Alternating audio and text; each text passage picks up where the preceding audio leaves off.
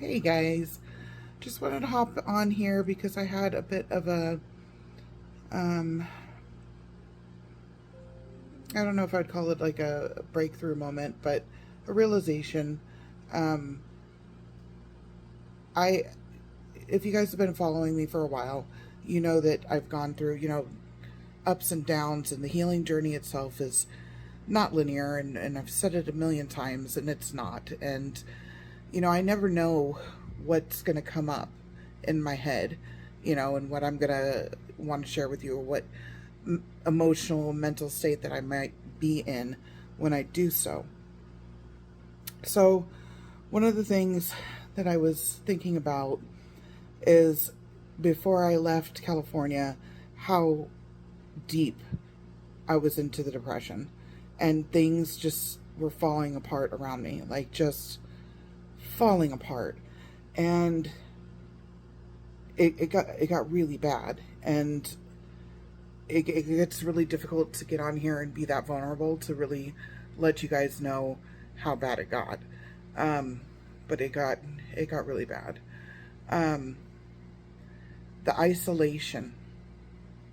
If you're a survivor, you know that isolating is something that we do because it feels safer to be alone.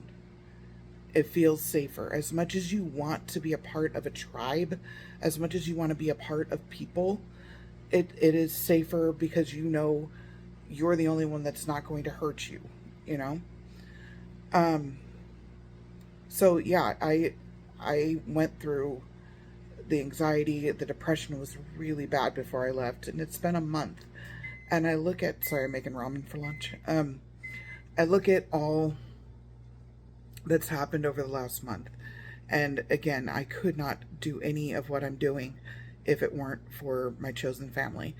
I was asked recently why I moved out here, and I was with some of my chosen family, and I just looked at them and I'm like, them, that my chosen family, they are why I'm here. Um, I moved across the country because I found my tribe, I found my people, and it. I can't reiterate enough how much of a difference that it makes.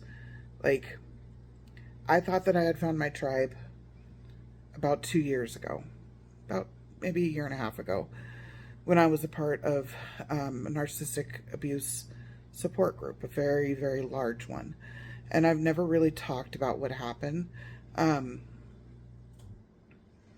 Maybe I will someday, like the whole thing. But suffice it to say, the leader of the group, I think, is a giant narcissist and is very scary and should not be leading any group at all. Has no business doing what they're doing. Um, and when I lost everybody that I had, you know, bonded with, it was horrible. It was horrible.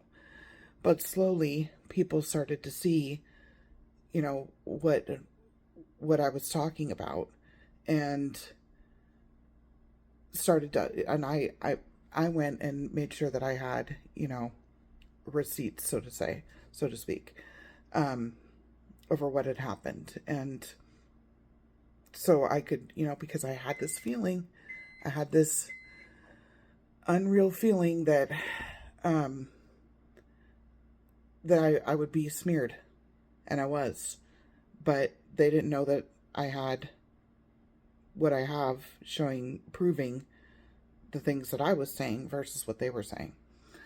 Anyway, so those people who saw through it and stood by me, those are the ones that became my chosen family, and then it just expanded.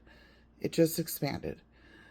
So what I'm realizing is, as difficult as it is to put myself out there, going to Pride yesterday was a big deal. The parade, I'd never been to a Pride parade before. And I was thinking about why. Why in the world would I have not done that before? And again, it's the isolation. It's I've been battling that my whole life, but it feels so good to belong and to feel love and know that you are loved. There were so many women there that wore shirts that said free mom hugs, that were going around and giving hugs to LGBTQIA plus individuals. And it was so heartwarming. It was so heartwarming. So my whole point today is, as much as you may want to isolate, and I get it.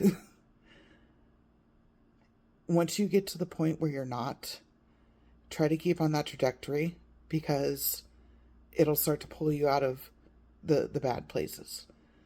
And this last month, I've been getting pulled out of the bad places, and my chosen family who refused to let me fall, I love you. I love you so much. Thank you. Anyway, I'm gonna go eat my ramen. Just my thought for the day. Hope you guys are doing well. Take care of yourselves. Take care of each other. I'll talk to you soon. Bye, guys.